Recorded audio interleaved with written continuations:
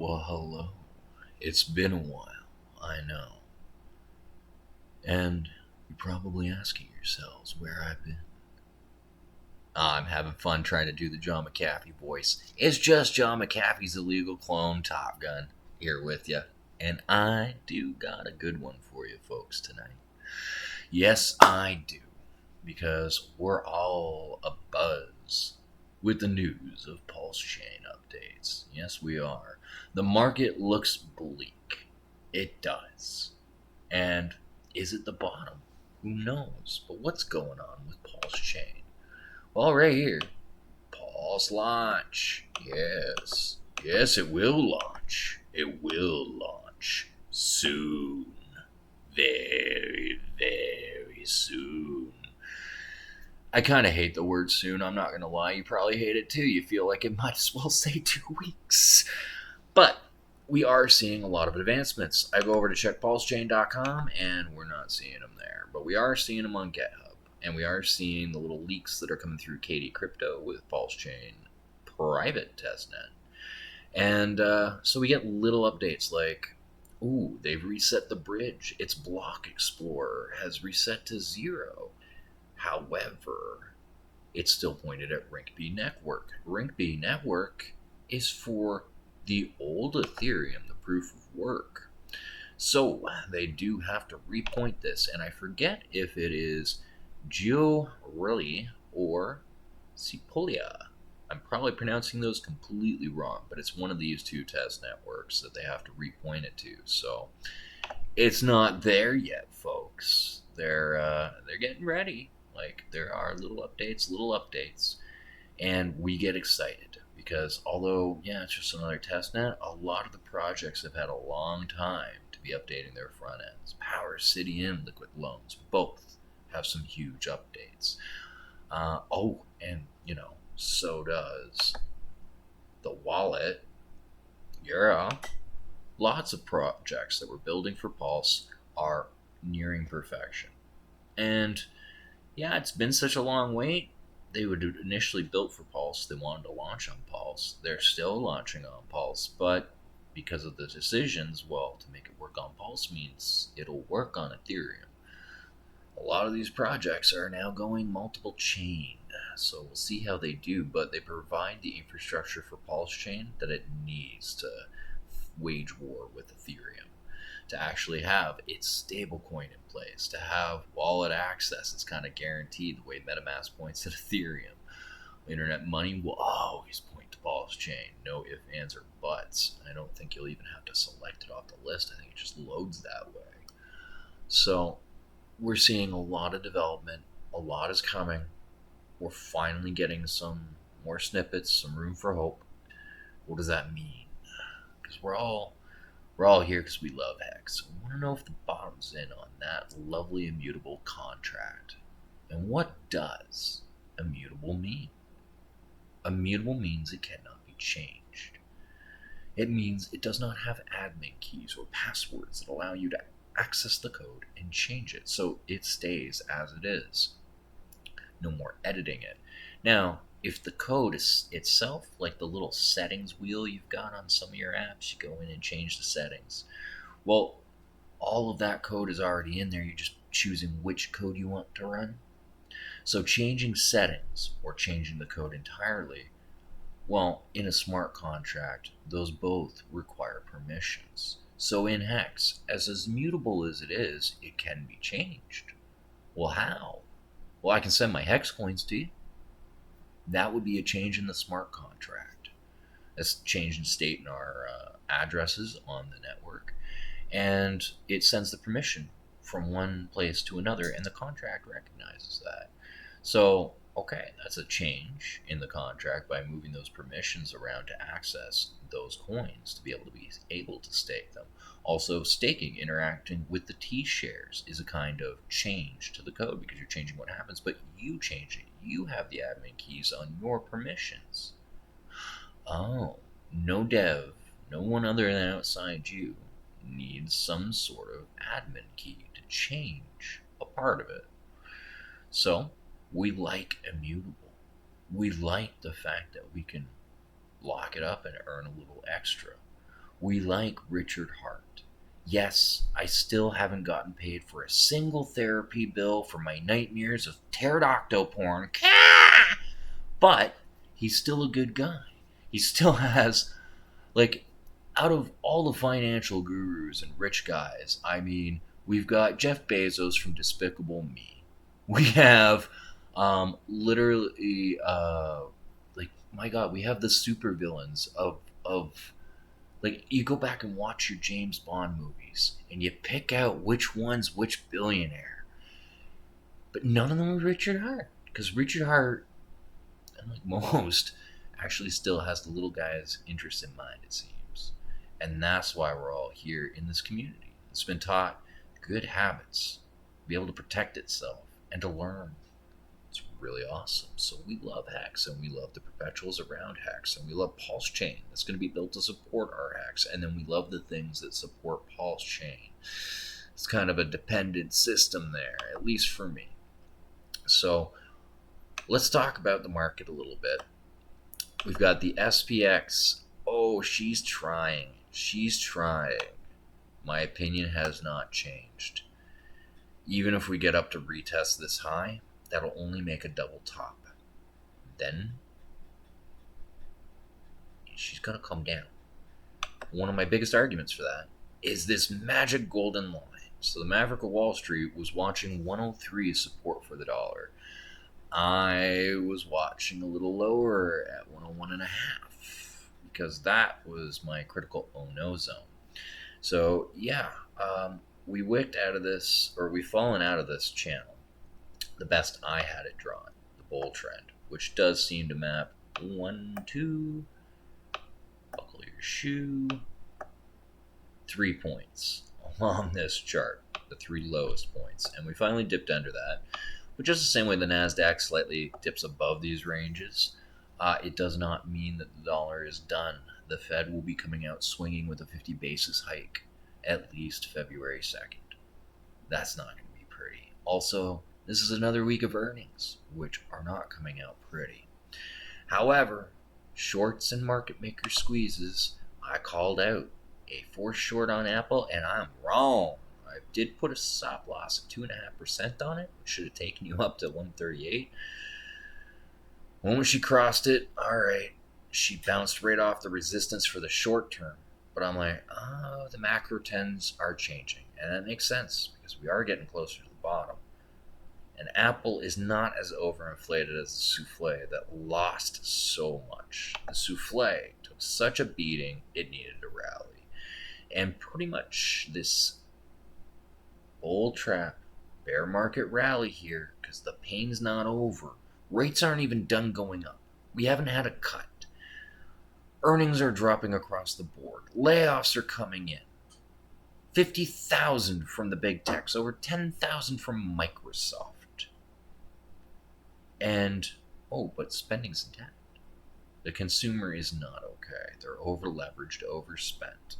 So pretty much if we do see a crypto rally and a huge rally, it's institutional money pumping it, not retail. And there's no retail to hop on with mania to make it go to the moon because they're all getting broke. This is why when it's done crashing, we get sideways action, not a pump. And we're getting a pump in Tesla. This still has room to fall to that red line or below. She got pretty close, but I am aiming in this sector. So she's not done. We still don't know what's going on with those 87,000 IRS agents. Yeah, the Republicans want to repeal them, but they haven't. They're getting into all kinds of arguments, getting into the thick of it. And still, wow, look at that. Big tech is just pushing. Just pushing. Which is funny, considering Netflix hasn't even had the greatest news. And of course, these defensives have been correcting down because everybody's switching to these weird modes of risk on. Because it's a mania. When the market's oversold for too long, it has to balance. Kind of like statistical probability playing out. People's emotions, the market maker, a whole bunch of reasons. But still, I go back and I check my data and looks like bonds are still bottoming, which which means no major huge ass plays. The return of risk off does look like it's happening. Now, of course, we did make a lower high bouncing off the 200, not ready to cross over it yet. This, however, has been willing to peek over it. Maybe a little bit of room, brain, we'll see. The AGG is making its run at it. This is important, but we'll see how it plays out. And still tracking gold, going up like crypto. And lumber. Lumber has basically been consolidating under the 100-day moving average. So lumber's not dropping, but it is not going up. It is locked. Like the RSI has been highly overbought in order to keep just under that. When the RSI drops off and it starts going to oversold, what do you think is going to happen to lumber?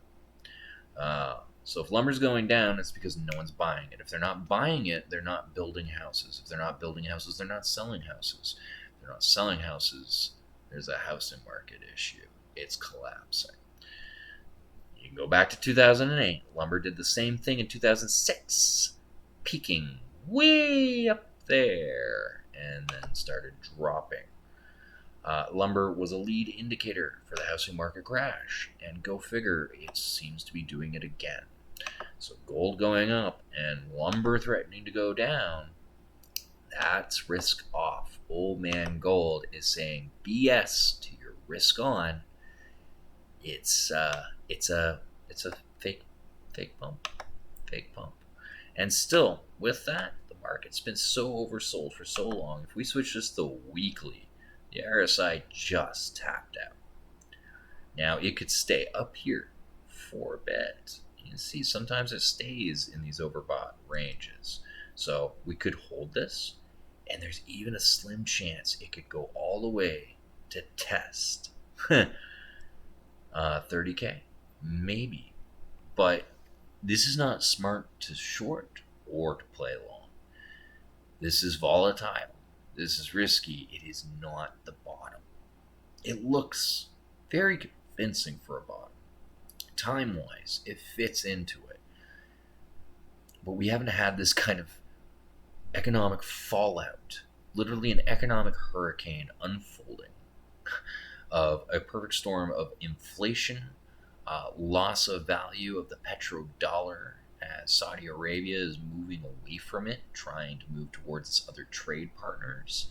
All sorts of little changes happening, and they don't spell for a stable growth cycle. All the fundamentals say we're effed. F is for fundamentals, folks. And we're fundamentaled. So with that means that the dollar will be making another surge up. The VIX will be making a surge up eventually. However, JP Morgan's manipulating it. And on the contrary of things, when everybody thinks they know an unknowable future, opportunities abound. Now, there's going to be a downside of this pump that's happening because there will be a pop in the VIX. There's too much going on for there not to be. All of this says it, but what's got my craw is JP Morgan and Chase said it. So JP Morgan and Chase was telling everybody to buy at the top and at the beginning of 2022 because everything's fine, when it wasn't, and they knew it wasn't. Then they started telling people to sell and started screaming about how bad the market is. JP Morgan and Chase never has our best interests in mind. Those public tweets are to get retail investors to flock in and pay their private investors. So if they're saying all the true things that are right, there's going to be a crash, the thing I constantly try to remind myself is the game is rigged. That's why we get gamma squeezes from the market maker. That's why mysterious benefactors of Tesla can go buying option calls and force the market maker to buy up the Tesla stock. That's why JP Morgan and Chase are able to print 250 times the futures that actually exist in gold, suppressing its value by oversupply. Does that not sound like a rigged game? And if the game is rigged, like Michael Burry wasn't willing to believe the game was so badly rigged when he did the first series of shorts in 2007. But they artificially held things up until everyone had gotten out, and then they could let the crash happen. Now, this is a bubble. I'm still on Michael Burry's side. There is fallout and a black swan, but how they're reinforcing things in the background, what ways the market might turn and still surprise people so that it can crush all those people that think they know what's going to happen out of the short markets. I don't like regular finance because it is, in my opinion, too rigged. There are some honest elements to it, but there are some not honest elements to it. And when it really comes down to whether Wall Street's going to lose money or we're going to lose money, it's us, it's not Wall Street. So, yeah, the moment JP Morgan and Chase is looking out for our best interests, I start to feel those I'm being lied to vibes. And that throws me off because I'm very confident about my analysis. So we'll just take a chance that JP Morgan and Chase got enough exit liquidity and finally to hold credibility is warning some investors. Maybe. That's more likely, I think. Because the housing market's not done crashing. Earnings aren't done taking a beating. Deflation is an actual risk. If you look at the M2 money supply, the velocity of money, it is slowing to a crawl of almost going inverse. That's the black swan event. When it pops off, bam. Like the Fed has got to keep raising rates because for whatever reason this hasn't happened yet. But when the swan happens, people are going to need bailouts. And the government's continuing to fight over the measures to extend the federal debt. These are not sound investing times. It is common to lose money in the market, and these are the times when and how. So we'll switch back to the day on the lovely, lovely Bitcoin at the moment. Old man gold of the crypto rooms. And he's peaking. He's gotten himself up over the 200 average, feeling all sly. And when he comes crashing down, this is what's going to be the most telling. How he reacts off this red line and this orange line, the 200 and the 100 moving day averages. The 100 is still below the 200. This is not highly encouraging that things have changed yet. So, until that 100 day is above the 200 day, bottom wasn't in, but that 200 day is starting to curl up. Not enough. We'll see how this plays out. The assets I like, I continually dollar cost average into them. Yes, I've been saving up for some bulk buys, and this bottom was tempting enough that I made sure I got me some more 2-cent hex. I did. We're up to 2.4 cents. Hoorah. But right here, very clearly, this is a head and shoulder pattern forming, which is not bullish. It's rejected the 200-day moving average and is head and shouldering back again on the 25-day move, or no, the 50-day moving average. 25 just crossing over it. We've seen lots of crossovers like this before during pumps. Like the 1 and the 50 love to entangle around each other, but the 200 and 100 don't move much for these little rallies. And we're not even clear to move off of the 100 day yet. That's telling me we're going to come back down, but that'll be a test of these 2 points. If we get a third point, we have a trend. If it falls through, We're looking for something else, and this definitely was not the bottom. Now, am I thinking on this because there's a black swan coming, but pulse chain's coming. So, pulse chain testnet, Hex goes up. Now, pulse chain testnet juicy enough, rally goes insane enough, Bitcoin does make it to 30K, cracks over the 28.5, just wham, bam, like they're saying. If you can get all the way up there out of this insane rally, just for a moment even, and then the black swan occurs, wow, that'll bring Bitcoin rolling right down. But if it's gotten up to 30, there's a chance that it'll hold this bull trend. And if it does, that'll confirm the bottom. Same with Hex.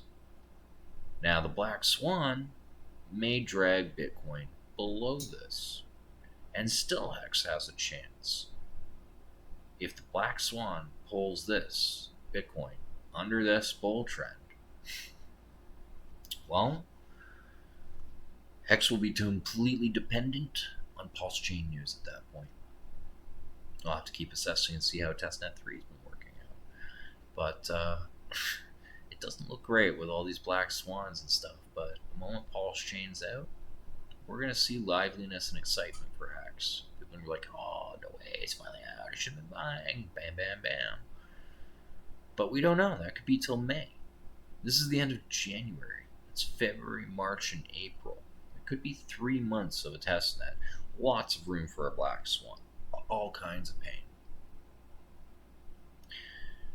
So we're going to wait and see. I am not, like, for all I know, yeah, maybe I'm getting caught in the disbelief part of the psychology chart. But when I know that the rate is going up another 75 basis points minimum, when I know Jamie Dimon has said to his private investors the words economic hurricane, when I even start getting slipped little facts from little deep throat agents in different places going, oh man, I heard you talk about this. Did you know this was going on in this company I work at? Whoa, wait. So all these little tidbits that I hear, some of which, like, I will never lie to you, but some things I cannot repeat because also my word is my bond.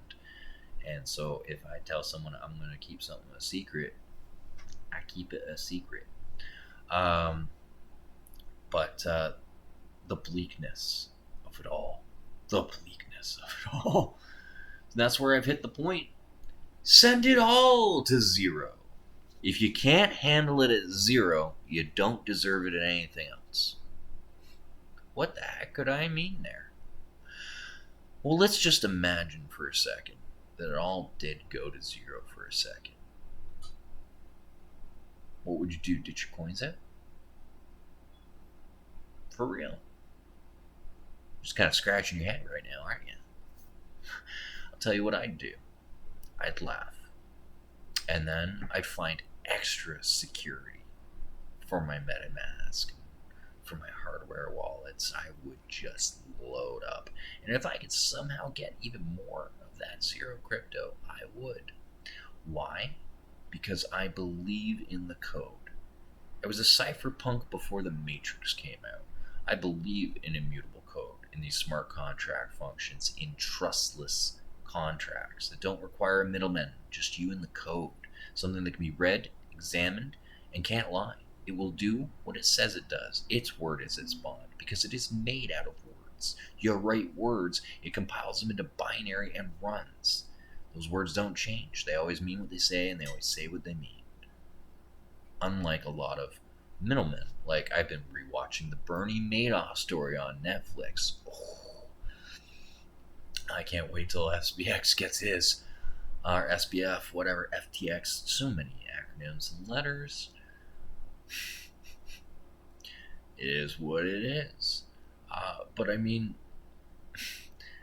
Wall Street is corrupt. It is completely there to fuel the greed of a few select individuals that milk most investors for everything they have, and some of them that can see the greedy steps and follow safely in the shadow manage to make some money.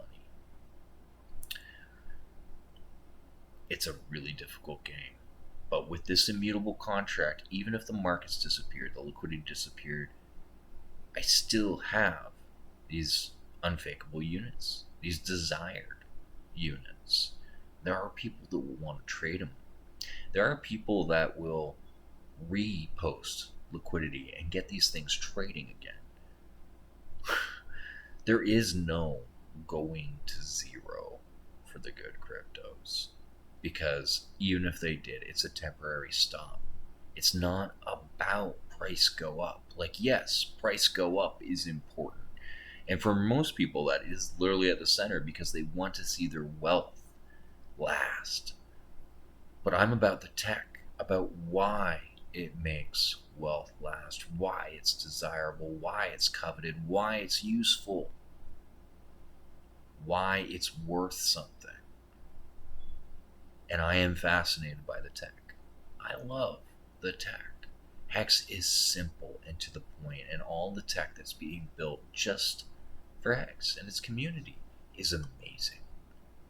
Absolutely amazing. So, yeah, for right now, we have an insane rally. I've used those words before, and I will point out where. Let's go back in the Wayback Time Machine without me digging out an old episode. Let's look at the NASDAQ. Let's condense it a little. And this one. This I called the insane rally. I did not believe there was that much room in it because I knew the prices should be down here. And it took them a while to agree with me, and then even still, this should not be doing that. It's been blown out probably because too many people were shorting it and the market maker had to gamma squeeze them. That would be my assumption is the only reason it's gone over. The shorts to puts ratio were at record highs. So let's do an equation. I manufacture cars. I put in a defective AI. Now, recalling all of these souffles will cost so many trillions of dollars. But paying out settlements for the people injured by this defective AI should only cost a few $1 billion. Do I do the recall or just pretend I'm sorry and pay for people's misery? Well, we know what all the major car companies chose, at least if you watched Fight Club, you know. So it comes down to cost benefit. So the market maker goes, forget the morality of it. Will it cost them more money to buy shares of a stock or to pay all the people that shorted that stock? They're always going to go with the cheaper choice. And they can always sell those shares later. So that's how we get the gamma squeezes. Not to be trusted. Market maker, this again, a DEX. I love a DEX. I never trusted the central exchanges because they're market makers, just like the stock exchange. But the DEXs aren't manipulated. They have a set formula. Now, okay, this is why I really like Paul Sachs, because I like V2. I like the set formula. Because although V3 gives you the control of a sniper, range, multitude, it's like the Federation phaser with 27 settings on it, as opposed to the Cardassians phaser with 2 settings. Which is a comparison love you something. Okay, so your AK-47. You can beat it, drop it, slag it, you can run it through the mud, it will still fire. But if you want to get American-made rifle and you try to do the same stuff to it, well, it's going to crap out and not work. But your AK-47 pretty much has 2 functions, full auto and semi. Your American rifle will have, well, scope length, laser settings, adjustable calibers, God knows. Okay.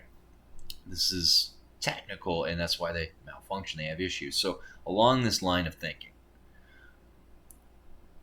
V2 Uniswap and Paul Sachs are the AK-47.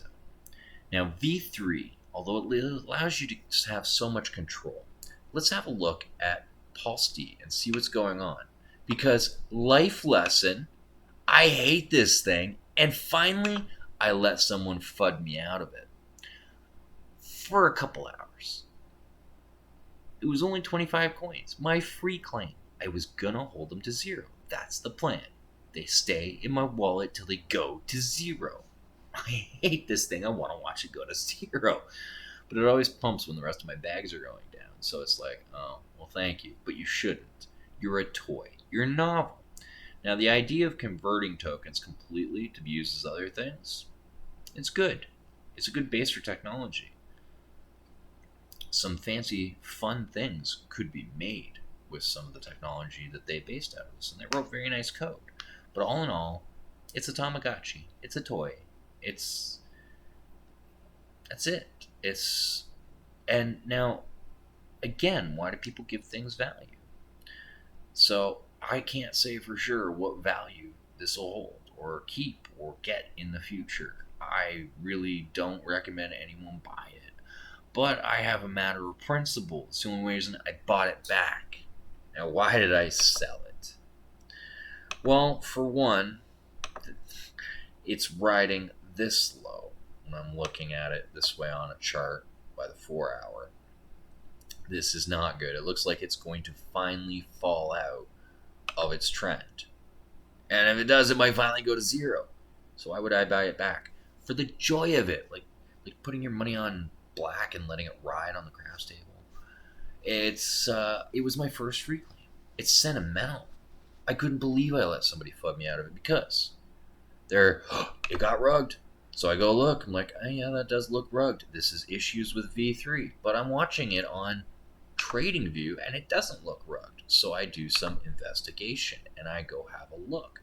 And the USDC pair still has liquidity. I see how thin it's gotten. It says 141K. It's 20,000, less than 20,000, 19,000 USDC, and only 27,000 Pulse D. It is such a small liquidity pool. Liquidity really is thin. This is not something to be gotten in and gotten traded about. It looks weird to me. But with this liquidity, so thin, the ETH pair with Pulse emptied right out. There are still tokens. Oh, wait. Nope, it got pulled. Oh, there was 0.11 ETH and a few thousand Pulse D. That's even gone. Okay, it's pulled. So there's not any more liquidity even here. So are we getting to that? Oh, unresponsive. Oh, wait.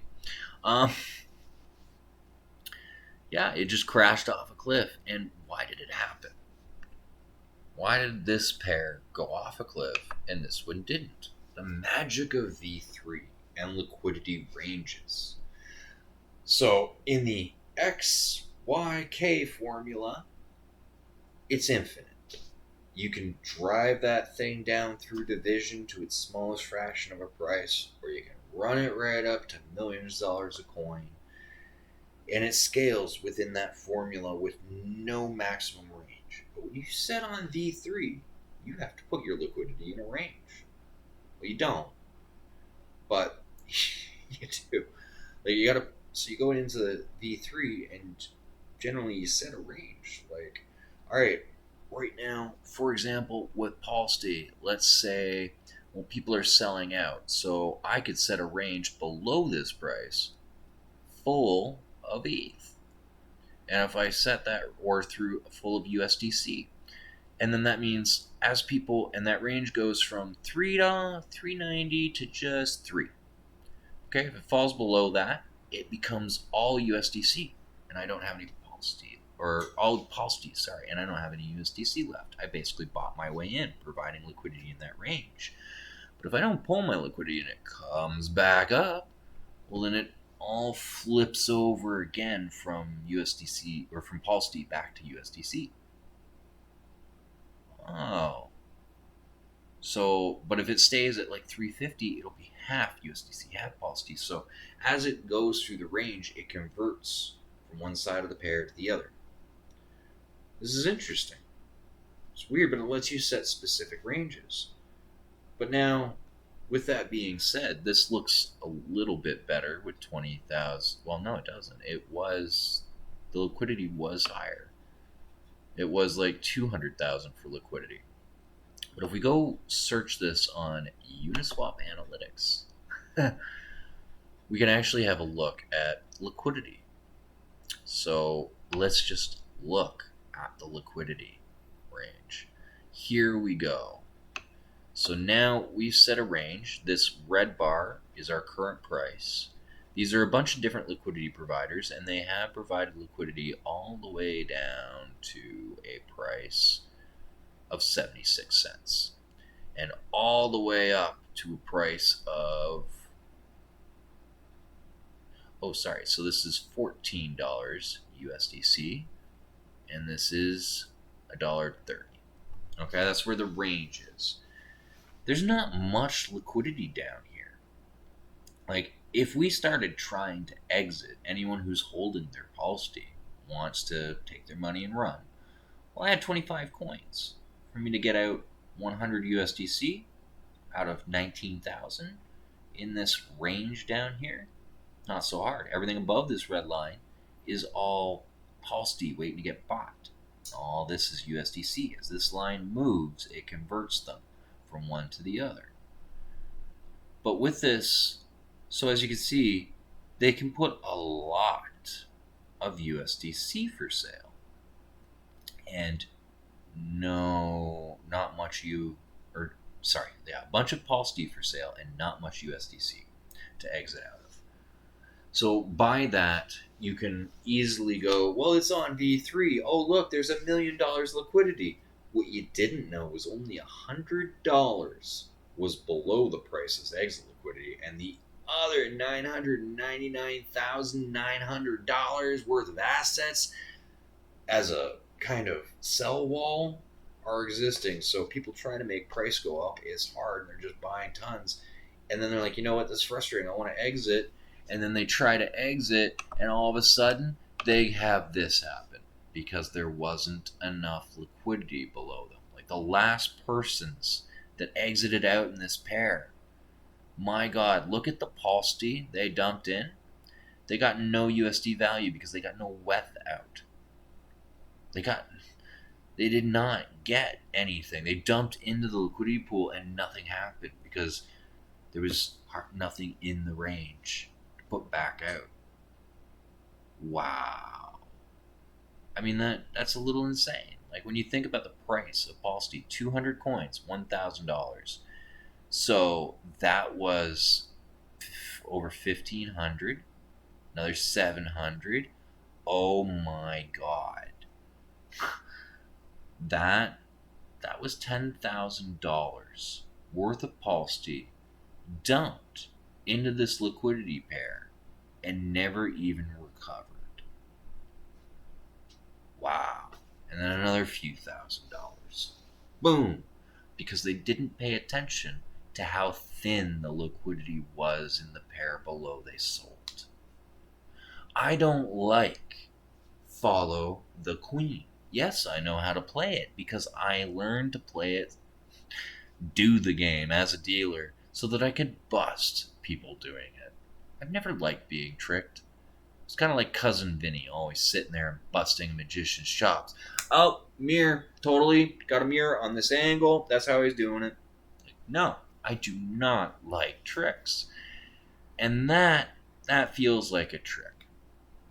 That's hurt. But again, with this project, they launched some code. I don't even know who provided the liquidity. It just showed up. Not even necessarily the project providers. No expectations. Had no idea what we're doing in this thing. It's a teal in a dark back alley playing around. I'm like, all right, I took my free claim. So someone comes at me with, it's been rugged, and I see it so close on this edge. See it so close on this edge of falling out of its trend finally. And I finally got nervous, and I sold them. But then it bugged me. It was $100. I put way more than that into crypto and bin exit liquidity for people. I keep putting more than that in. Like that's my monthly in bump, bump, bump, and really like for the fact that it has been over $200, my little 20 coins, because it's broken $10 a coin. Don't sell a bottom. I lost 20 bucks buying back in because I realized my principles. I had said I was gonna hold it till zero, and I meant it. The joy of just holding something to zero, to sit here and speculate on it, to make it force me to do more TA, to learn my skills, and to question everything I know about value. These are good things. Again, never buy it pointing out all the things that's really wrong with this. I only bought it back because I realized I'm not going to let someone else FUD my bags. I know this is crappy for the fact that it's not real Bitcoin. It's not UTX model. You don't have your own independent networks for the Pulse D and for Bitcoin. They're just accounting model slivers going around a smart contract. But it is well designed as opposed to some of the other stuff I've seen. It makes it a fun toy. And as a fun toy, it's done well. Surprisingly well.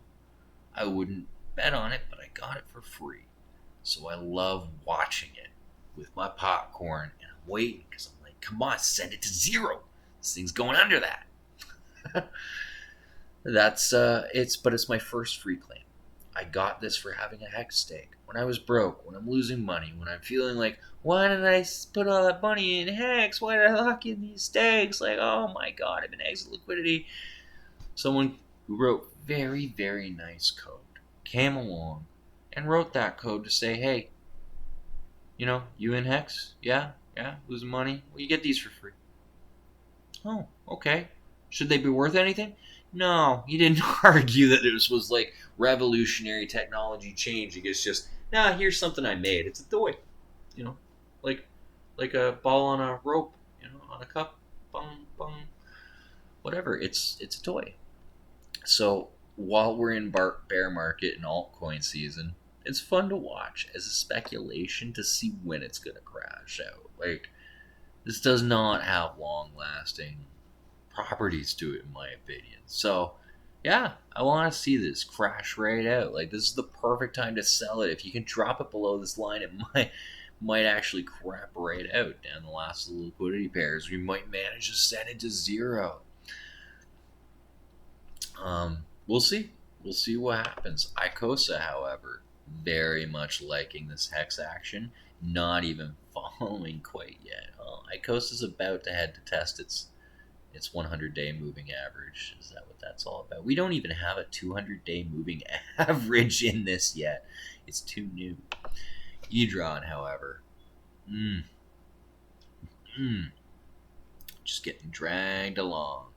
She is following the hex head and shoulder for sure. Icosa's a little more excited. Hedron's not. Decky finally has a 100-day. Way to go, Decky. And Maximus, of course, it's going to be following the hex chart. Boom, there's the hex chart, the main lead indicator for all those perpetuals. And it's still tied a little bit to Hart's Law. So we'll see what this pump in Ethereum does. We'll see what the pump in Bitcoin does. It may lift hex even higher, but I don't think it was the bottom because I wouldn't be surprised. Like during this back swan, it might have been the bottom, and we'll know for sure if it gets double tested. Whenever the black swan happens, we'll find out how much pain is left, who's left to dump out, and who's scared next. If it doesn't dump far, we're going to be doing great. And if it does, we're going to have to reassess. Like, this is not this head and shoulder. Now, head and shoulders can be reversal patterns, but normally not at a bottom like this. Like, yeah, we're going up. Yeah, we're going up. No, that's the reversal. Like, no, we lost steam and we're going to go back down and down. So, head and shoulder, not very encouraging. But Bitcoin, it is above its 200-day. It's flashing fed up. It's saying, I've had enough time waiting. I want to go. Maybe we should put this into context. Put this into log.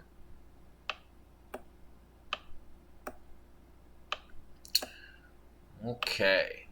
So, here we go. In context, we had the top in 2017. Then we went down, capitulation, but never dropped under the 200-day moving average. It was one of the beauties of it. So then after that, well, we basically came down for almost a double bottom in the sideways portion of things. And then the next bull run. And we can recheck that on an earlier state too. Okay. Peak, bottom, double test bottom, triple test bottom, quadruple test bottom. Confirming. Oh, we starting to see some stuff here. Are we? I hope we are. Double bottom with the sideways action. So if we have actually established a bottom, it'll come down really near it again, probably during the black swan, and then continue with its sideways motion. It is possible by time that crypto bottom, because when I first got into it, the idea was a hedge against Wall Street. I didn't know that Bitcoin was at the top of its cycle and that we had to have a bear market, and that it was lining up with the financial market, and then Grayscale would scare it down so it correlated its charts with the NASDAQ. Wow. But all that correlation's breaking a little bit, but not a lot. Because again, we got this pump in Bitcoin. Is it really separate from the market? Because we just got this pump in the market. Is it really separate from the market? Because we just got this pump from the market. I don't think so. I really don't think there's enough separation yet. So when the black swan happens in Wall Street, it's not going to look good for Grayscale. It's not going to look good for Bitcoin. It's not going to look good for Ethereum. It's not going to look great for X. After that black swan, we're fine. But basically, going back and back testing Bitcoin, let's make another point, because I wouldn't say to go with Bitcoin. But everyone is tired of losing more money and being more exit liquidity for Bitcoin, so they're waiting for a bottom to start their DCA while I'm DCAing my whole way down. So I caught this. That's why I didn't care if it was the bottom or not, because I caught it and I'm like, it's gonna come down lower and I'll catch that one too. That's been pretty much my mentality. And one of these days it won't. And I'll be like, oh, well, it's a good thing I caught all the bottoms with my DCA. It's what it is. So that's my strategy. You got to do yours. I'm not a financial advisor. Can't tell you what to do. I can tell you what I see, what I've learned, and share it with you. Be honest about what I'm doing and what I'm thinking. That's as far as I can go. You got to make a choice whether you want to research more, believe what I'm saying, call me a liar. It's all up to you. I got no idea what you should do with your money, because I don't know, maybe you like bonds more than you like Bitcoin. Maybe you're watching my show because of how much I report on Roro and JoJo, rotational on, rotational off, and junk on, junk off. Maybe you're a bonds guy. I don't know. I try to vary up my stuff a little bit. So maybe you're not all that big into crypto. But regardless of what you're here watching, these things are a little interconnected. I obviously like owning the custody of my assets as opposed to some middlemen like Bernie Madoff or SBF, Sam Bankman-Fried. Yeah. So I do like these things. Now, I normally will not talk about a thing because I don't want anyone to go click on a scam because of that. But I am going to be doing a special episode. So if you made it all the way to the end, and you're a true Mexican, and you hate when I do content on other crypto, just unfollow me now. Then you can follow me back after my next episode. Because my next episode, I will compare two different cryptos. This is the spoiler. I'm going to talk about the similarities and the differences between Zen and Chia. Man, I need a graphics artist to just put those words up there, like between my hands. Yeah, we're going to talk about Zen and Chia because they are doing things. To not talk about them would be being an ostrich. Instead of sticking my head in the dirt, I stuck it directly between my own cheeks. That's not happening. I don't like the smell up there. So we're going to talk about the technology. We are, because I'm not talking about buying it. This is a hobby. Yes, it is. This one froze. It's been that since last night. There are issues. I have been running into issues. So, anyway, it's not about the buying for that. That's a hobby. Like, if you were buying Bitcoin for Magic the Gathering and you used to play StarCraft and maybe you gave up part of your Radeon 9800 because you wanted to mine a little Bitcoin, like, you didn't buy a whole new mining station and company and da-da-da to do stuff. It was a hobby. Okay, this is a hobby. That's all that's about. We're going to talk about that on the next episode. This one was all about Pulse and Hex and the unfortunate bits in the market where I don't even want to talk about the earnings anymore. Go to FinTwit. Like, it's just bad news and bad news. And my Twitter account exists directly between crypto Twitter and financial Twitter. I'm trying to bridge the two of them because I can see the connection. I don't know why everyone else can't. It's clear as day. Then again, I watch the charts maybe morning, night, and afternoon. Maybe I'm always flicking through these and doing random comparisons. Maybe I even wake up in the middle of the night at 3 a.m. to take a pee and do this. Man, I need a girlfriend. Someone save me. Save me from this crypto trap. I need to fall into the trapra. Yeah. Someone save me. Save me from all this crypto. I live it, breathe it, eat it, and then, I eat drywall and breathe drywall. Ugh. My other job. But while I'm there thinking out fancy cuts and installing stuff, I'm still thinking about this. And every moment I can, I'm checking update and checking my theories. So, yeah, I'm very, very excited with Pulse Chain updates, and I'm still very much, send it to zero. I'm here for the tech. I love the tech. If the tech is good enough, it'll recover from zero. So send it all to zero. Send the stock market to zero. Send X to zero. Please, and let me buy more. I'm still such a small shrimp in the system. Like, you guys can do the math. $25 a week at DCAs. And then the gas fees. And the spread. And this and that. And, oh, God. Like, it gets to the point where it's like, is it cheaper to just pay the dollar something in the spread? Or what's the gas fees going to be for a limit order? Like, when you're buying such small amounts, it can actually be less painful to eat slippage and not use a limit order when you're trying to do $20 worth of a thing. Oh my God, everyone's like, I put down 20 G's, like, da-da-da-da. Like, yeah, you're worried about slippage. Like, I have literally come to the realization that for small fries like me, oh my God, it's better to take the slippage, because the slippage was like a fraction of a fraction of a fraction of a percent. The spread was 2.5%.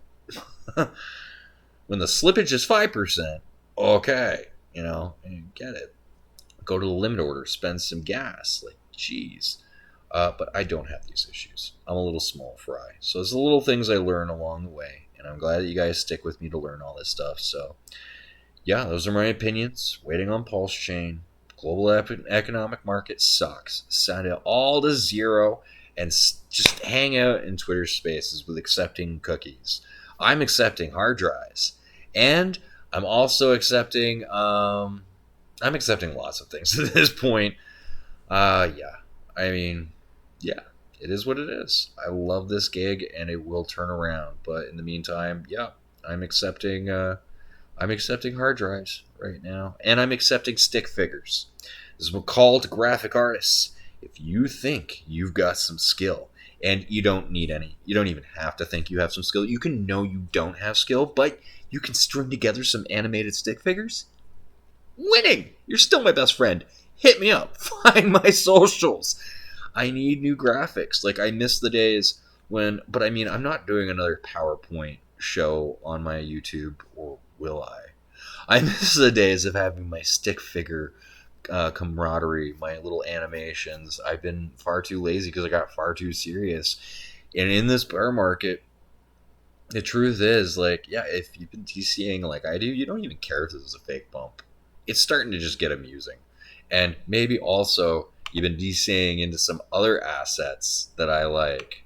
And you notice that they have kept a bull trend since they launched. This has made sure my portfolio has not been on fire while we've had other things going the other direction. Diversification. So, yeah, whatever. Some people would call it pennies in front of freight trains, but my portfolio is not on fire. I actually am breaking even because some things are going up while some things are going down. All right, it's nice not being punched in the face over and over again every time I open MetaMask. Oh, I'm sorry I did that. Well, let me open it again. Oh, I'm sorry I did that, MetaMask. I won't. I'll leave you alone. No, I got some things that balance out because I've taken some chances. Now, on this, I could have bought more Hex. And when Hex takes off, I think it will leave this in the dust. I also think it will leave this in the dust. And so, that $100 I had here, I mean, I bought 4,000 Hex with it, and then I came up with a new 100 to buy back my position. I got 4,000 Hex, but like that could be 4,000 Hex right now. I could up 4,000 more Hex to my bag if I sold this. Now, those 4,000 Hex could easily become $4,000. These 25 Polsty coins, in order to be the same amount of money I just said, $4,000, well, you need to multiply that by 16. That takes you to 400. Oh, 160. 160. Wow. Yeah. So, I just don't think that Polsty is going to get up to that price of coin. Although I do think Hex at $1 is reasonable. So a greater ROI coming in Hex. But the psychological pain. This is the choice for diversification, my risk tolerance. And basically, my risk tolerance wasn't good enough to put everything all into Hex and take all of that pain all up front for the future and just know I'm doing it. Like, yeah, I'm pretty confident 99%, but I'm the kind of paranoid guy that stayed off of social media just in case a 3-letter agency thought they wanted to employ me. Like, that's a little off the rails to live one's life. So, my risk tolerance, yeah, 99% confident, but you know what? I'm the kind of guy that's going to hedge the 1% chance. I'm going to have the preparedness. Like, I've got a blanket, a flare, a lighter all in my trunk. I don't drive down the highway, but I have them. Like, just in case. Also, a complete toolkit for fixing my car. Of course, I know how, so I mean, that's kind of pertinent. But if something goes wrong with my car, I'm just going to call CAA and have them tow it to a shop. I have CAA. Why AAA for you guys? Why do I care about having my own tools, socket set, for fixing my car? Because of encased crap.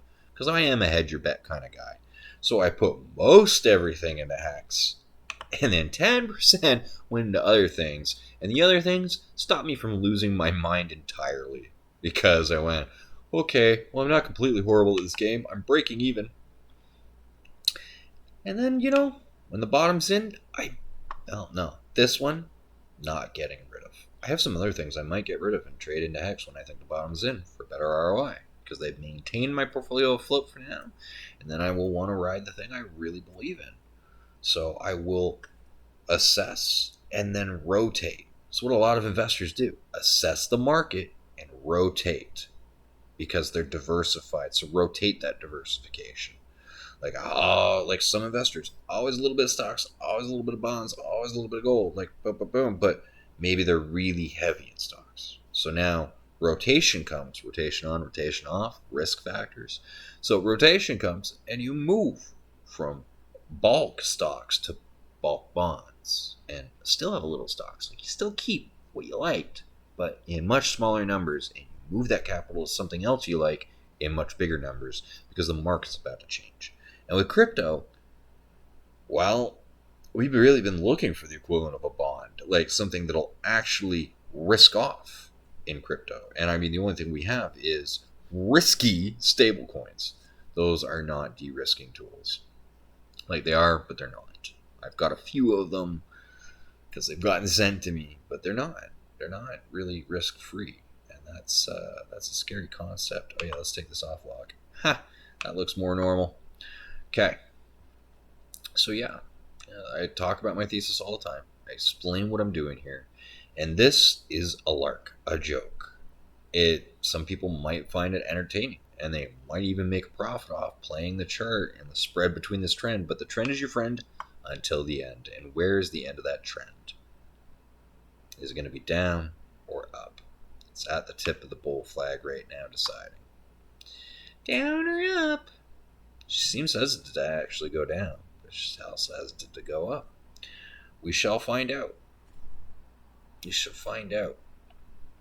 Hex is head and shouldered. It's told us it's definitely not looking pretty, and most likely going to go test this trend very soon. And what we'll do from there? Well, will we have a new testnet in 72 hours, 24 hours, 168 hours? What kind of news and excitement will that produce? We'll have to wait and see.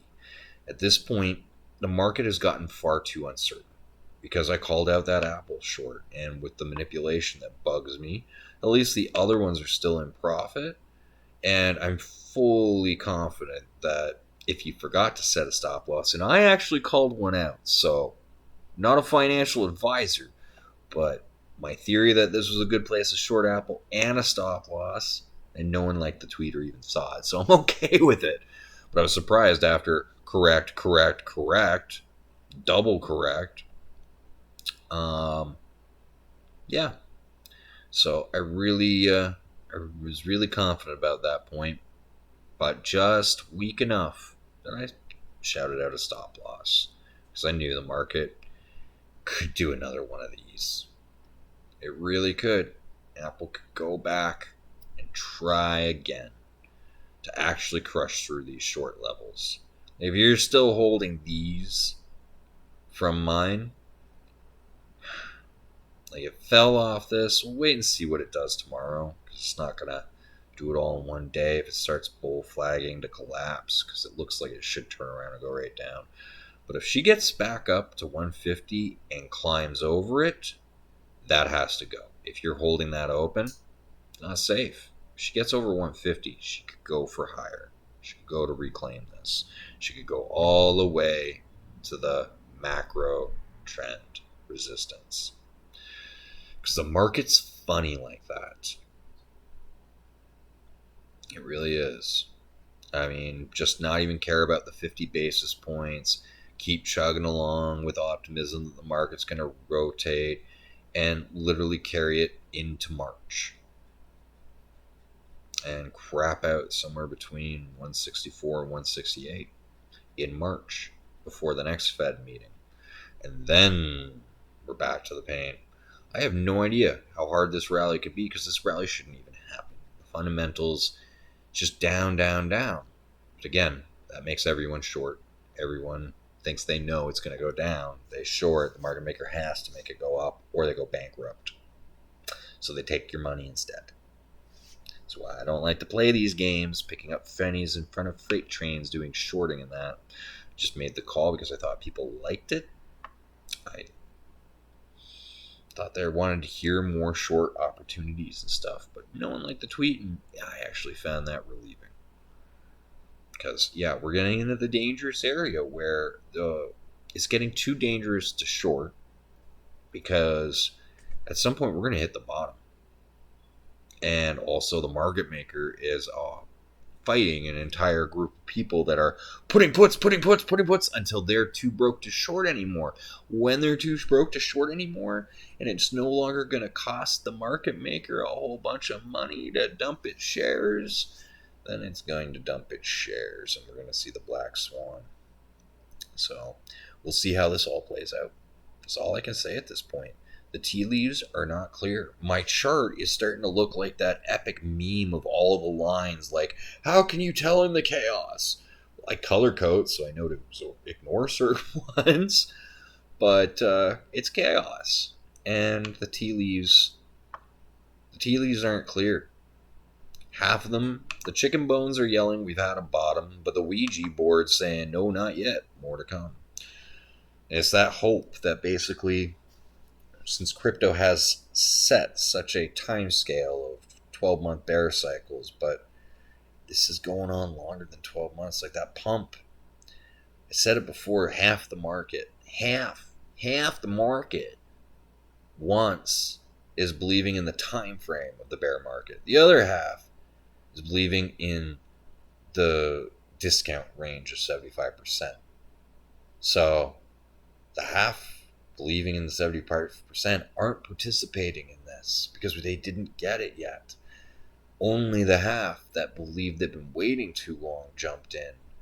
And if they're just waiting based on it's been too long of a bear market without paying attention to any of the fundamentals, are they really smart to be jumping in when no one's actually wanting to back them up? There's your bear report for the week. I hope you guys liked it and enjoyed. Thanks for making it to the end. You get a gold star as always. And remember, unfollow me because next week's going to be Chia and Zen. Chia and Zen. Chia and Zen. Anyway, we'll talk about it next week. Thanks for tuning in, guys. And until next time, stay frosty.